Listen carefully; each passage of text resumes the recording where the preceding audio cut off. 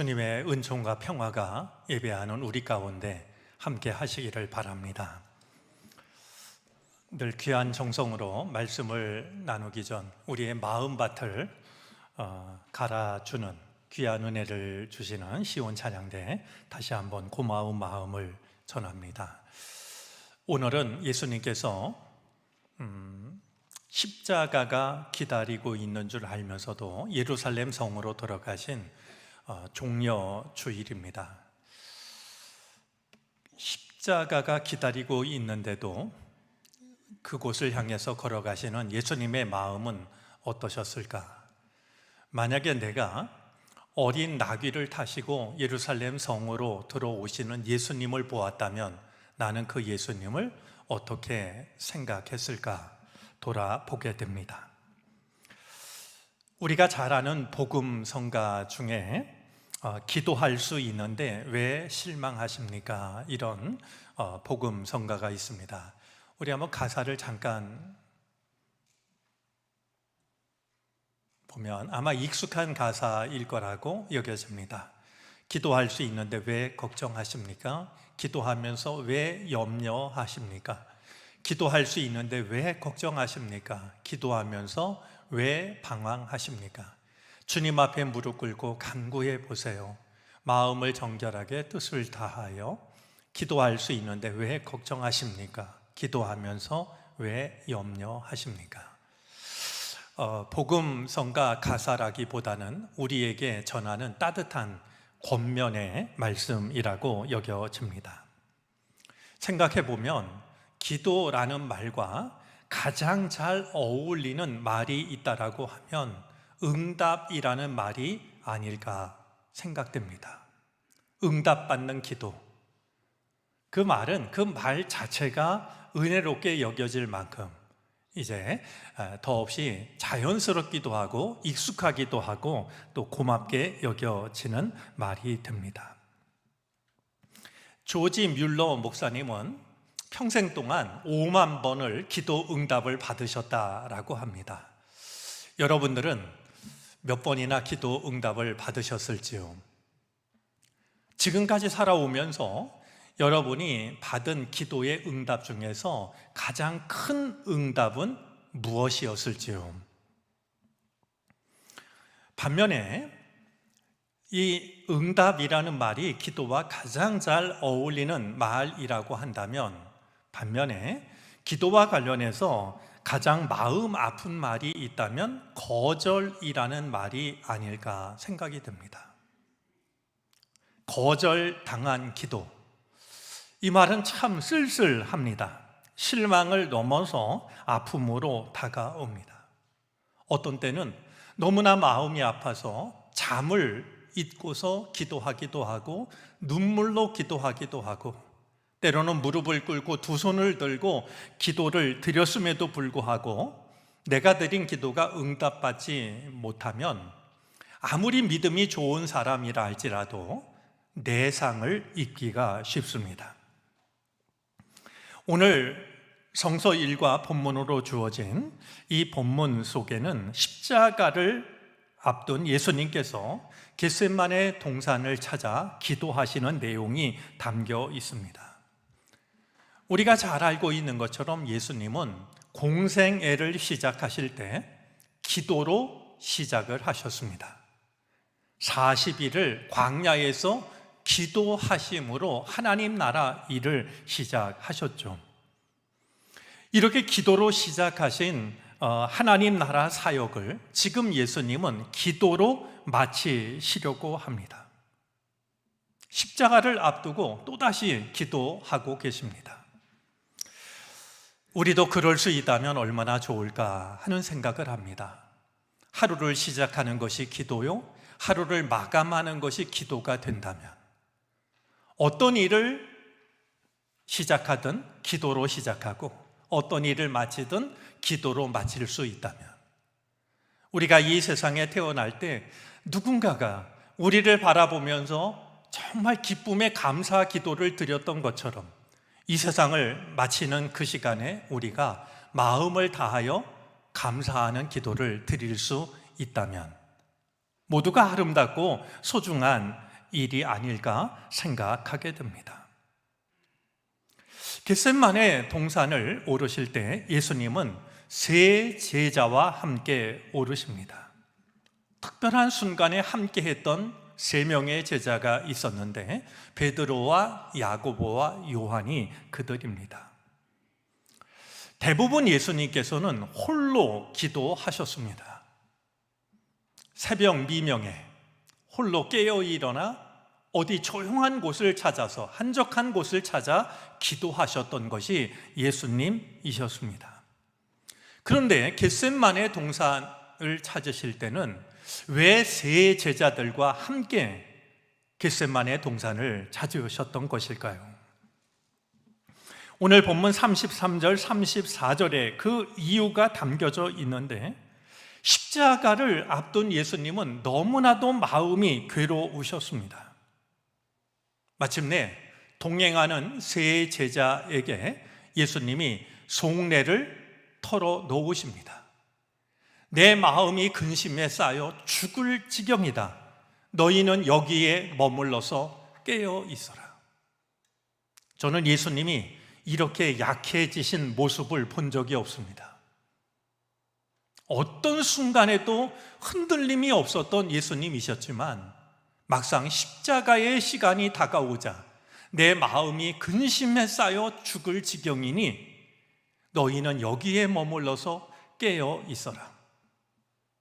기도라고 하는 것은 주님 앞에서 주님을 위하여 깨어 있는 것이다 라고 하는 것을 주님의 말씀을 통해 생각하게 됩니다.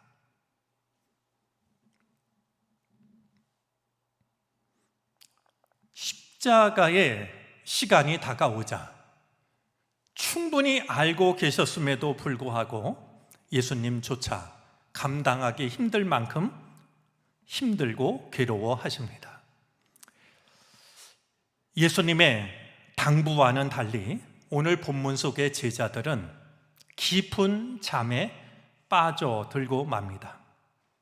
세 번을 돌아오셔서 확인하셨지만 그때마다 제자들은 잠을 자고 있었습니다. 오늘 본문 40절에 의하면 제자들은 졸려서 눈을 뜰 수가 없었습니다. 너무나 피곤해서 천하장사도 들 수 없는 게 있다고 그러는데요, 피곤해서 자꾸 내려오는 눈꺼풀, 그건 천하장사도 들어 올릴 수가 없다고 하는데요, 이 제자들이 말이죠, 너무나 피곤해서 이제 잠에 빠져들고 말았던 것이죠. 예수님은 제자들에게 나를 위해서 깨어 있어 달라고 제자들에게 부탁을 했는데 제자들은 계속해서 잠을 잡니다. 기도하다가 돌아오신 주님으로부터 한 시간도 깨어 있을 수 없느냐? 너희는 유혹에 빠지지 않도록 기도하여라. 마음은 원하지만 육신이 약하구나. 세 번째 와서 하신 말씀도 여러분 성경을 유심히 보시면 나나주에 이런 내용이 있습니다. 아직도 자느냐? 아직도 쉬느냐? 때마다 주님으로부터 정말 마음 아픈 책망을 들으면서도 제자들은 계속해서 또다시 잠에 빠져들 뿐이었습니다. 그의 탄생 100주년을 기념해서 우리 한국에서 전시회가 열리고 있는 것으로 아는데요, 후지시로 세이지가 그린 그림이 있습니다. 그 중에 오늘 본문을 담은 그림이 있는데 한번 보도록 할까요? 설명이 따로 필요하지 않을 만큼 이제 예수님은 기도하고 계시는데 세 제자가 잠에 빠져든 모습입니다. 제가 독일에서 목회할 때 어느 미술관을 가든지 저 잠자는 제자들에 대한 그림들이 또 조각품들이 굉장히 많이 있는 걸 보았습니다.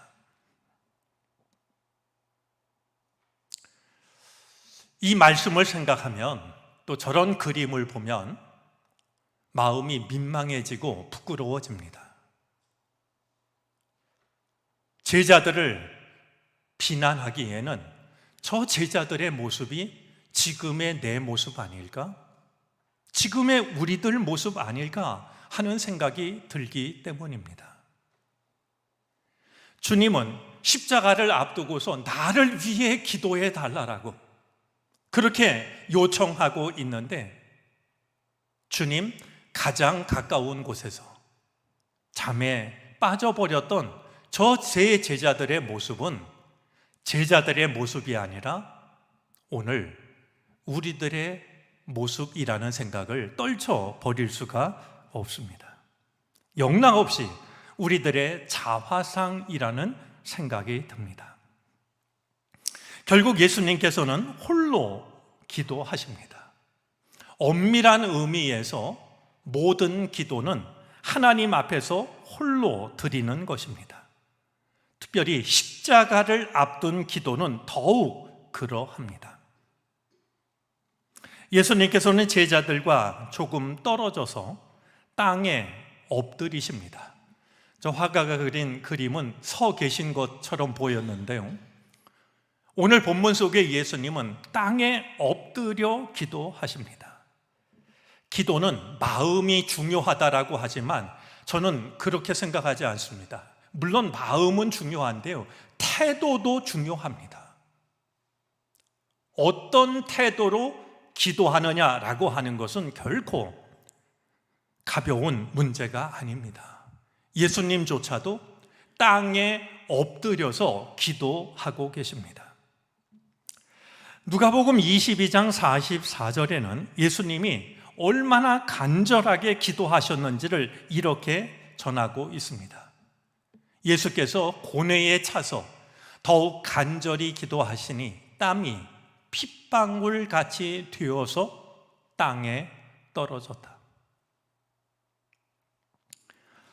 이 말씀 앞에서 우리 자신을 돌아보면 내가 기도하다가 땀을 흘린 적이 언제였을까?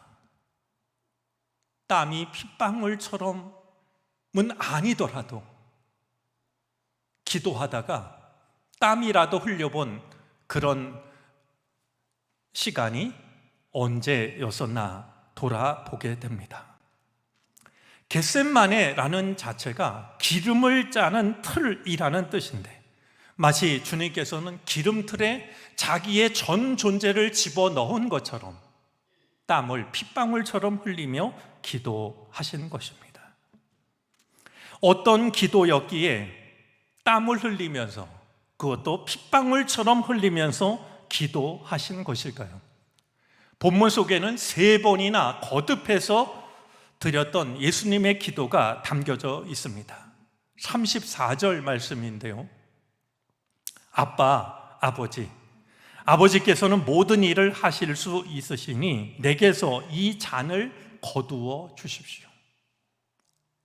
놀랍게도 이 아빠라는 말은 아람어로 우리가 말하는 아버지를 부르는 애칭입니다.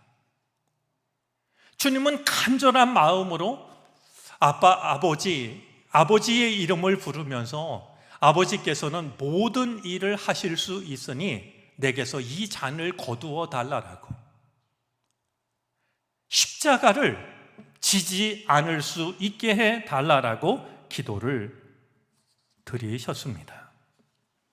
물론 예수님은 그러나 내 뜻대로 하지 마시고 아버지의 뜻대로 하여 주십시오 라고 기도를 마치셨지만, 그럼에도 불구하고 이 잔을 할 수만 있으면 마시지 않게 해달라는 기도가 마음속에 사라지지가 않습니다. 가만히 생각을 해보면 2가지 기도, 이 잔을 그냥 지나가게 해달라는 기도와 내 뜻대로 마시고 아버지의 뜻대로 하게 해달라는 이 기도는 땀을 핏방울처럼 흘리지 않으면 드릴 수가 없는 기도라고 하는 것을 생각하게 됩니다. 함부로 드릴 수 없는 기도였던 것이죠. 과연 예수님의 기도는 응답받았을까요? 우리는 예수님의 생애가 기도와는 떼어서 생각할 수 없다라고 하는 것을 잘 알고 있습니다. 우리에게도 기도를 가르쳐 달라라는 제자들의 요청을 받고 기도를 가르쳐 주셨습니다. 우리가 드리고 있는 주기도문이 바로 그 기도이죠. 너희는 기도할 때 이렇게 기도해라. 기도를 가르쳐 주셨습니다. 뿐만이 아니라 기도의 본을 보여주시기도 했습니다. 12 제자를 뽑으실 때 그냥 뽑으신 것이 아니라 밤을 새워 기도하신 뒤에 12 제자를 정하십니다. 귀신 들린 한 아이를 고친 뒤에도 제자들이 선생님은 고치셨는데 왜 우리는 하지 못했습니까? 라고 묻자 예수님께서 하신 대답은 기도 외에는 이런 일을 할 수 없다라고. 주님이 하고 계시는 모든 일들의 바탕이 기도라고 하는 사실을 제자들에게 일러 주시기도 했습니다. 마가복음 11장 24절에서도 주님은 이런 가르침을 남기십니다. 그러므로 나는 너희에게 말한다. 너희가 기도하면서 구하는 것은 무엇이든지 이미 그것을 받은 줄로 믿어라. 그리하면 너희에게 그대로 이루어질 것이다. 자, 이렇게 기도를 가르치셨고 기도의 본을 보이셨고 하나님 우편에 앉아서 우리들의 기도를 들으시고 하나님께 중보하고 계시는 예수님이심에도 불구하고 정작 겟세마네 동산에서 드린 예수님의 기도는 거절을 당합니다. 받아들여지지 않았습니다. 땅을 핏방울처럼 흘리면서 3번씩이나 할 수만 있으면 이 고난의 잔을 마시지 않게 해달라고 기도했지만 예수님은 결국 십자가를 지시게 됩니다. 십자가가 의미하는 것은 고통뿐만이 아닙니다. 모두가 바라보는 앞에서 발가 벗겨져야 하는 수치도 진저리를 쳐야 하는 피하고 싶은 일이셨을 겁니다. 받아들여지지 않은 예수님의 기도라는 말은 참 낯설게 여겨집니다. 그리고 우리를 당황하게 만들기도 합니다. 기도 가르치셨고 본을 보이셨고 하나님 우편에서 우리를 위해 중보 기도를 하고 계시는 그 예수님이신데도 그 간절한 기도가 받아들여지지 않았다니 이런 큰 모순이 어디에 있을까 여겨집니다. 과연 받아들여지지 않은 예수님의 기도는 무엇을 의미하는 것일까요? 예수님께서는 십자가를 온전히 지셨습니다. 어설프게 지지 않으셨습니다. 고난의 잠 마지막 한 방울까지도 마시셨습니다. 그렇게 생각하면 받아들여지지 않은 예수님의 기도 또한 예수님께서 지신 또 하나의 십자가가 아니었을까 생각하게 됩니다.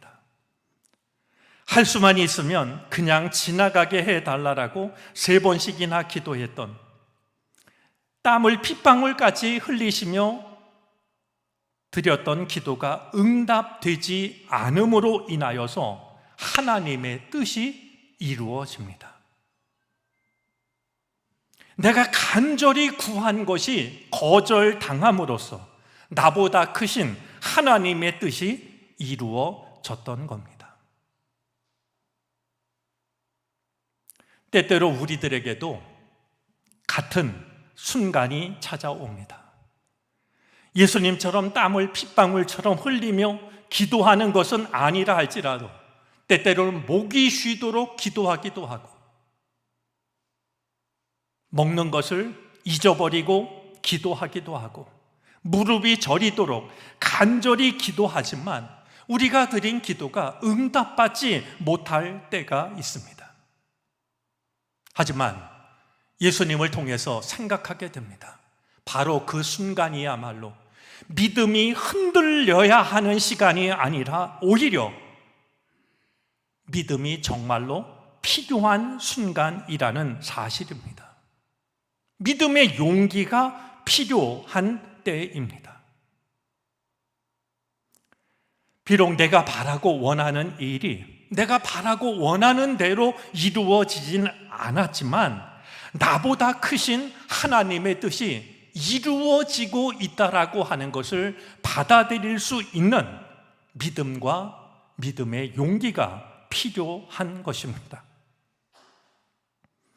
내가 그토록 간절히 바랬던 일들이 이루어지지 않는 것은 참으로 마음 아프고 괴로운 일입니다.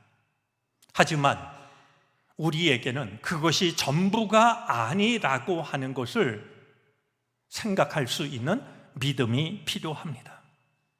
거절당한 나의 기도를 통해서도 이루어질 수 있는 나보다 크신 하나님의 뜻이 있다라는 사실을 우리는 끝내 인정할 수 있어야 됩니다.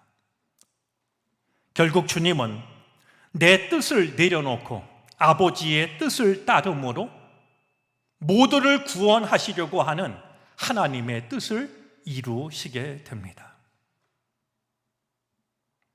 거절당한 기도 앞에 너무 낙심하지 마시기를 바랍니다.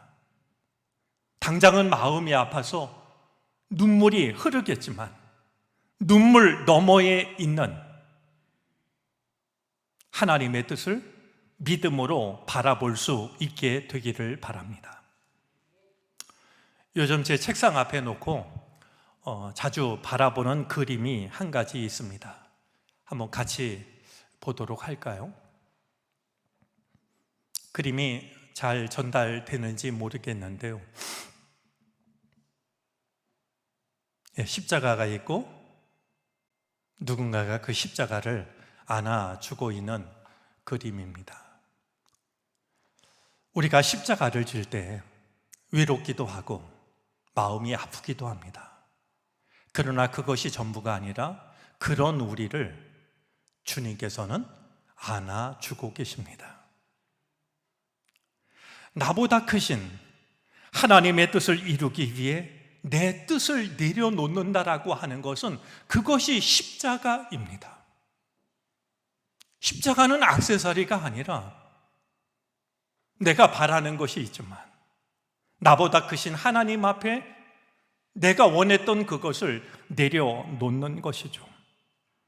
그 십자가를 지는 일은 결코 쉬운 일은 아니지만 때마다 주님은 우리를 사랑으로 안아 주실 겁니다. 그리고 이렇게 말씀하시겠죠. 내가 네 마음 안다. 왜냐하면 나도 똑같은 일을 겪었기 때문에.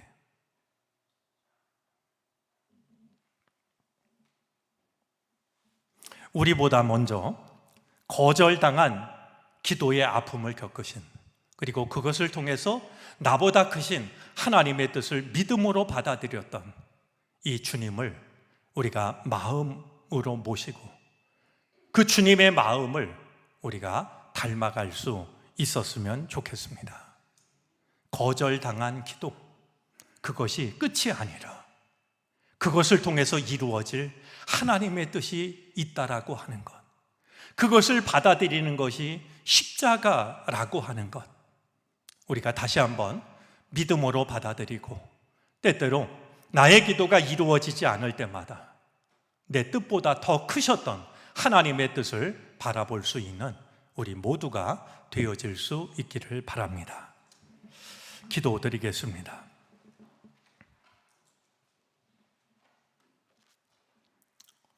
땀을 핏방울처럼 흘리시며 기도하셨던 주님, 아빠, 아버지, 할 수만 있으면 이 잔을 지나가게 해달라 원하셨던 주님, 하지만 내 뜻 내려놓고 아버지의 뜻을 받아들이셨던 주님을 마음에 품게 하옵소서.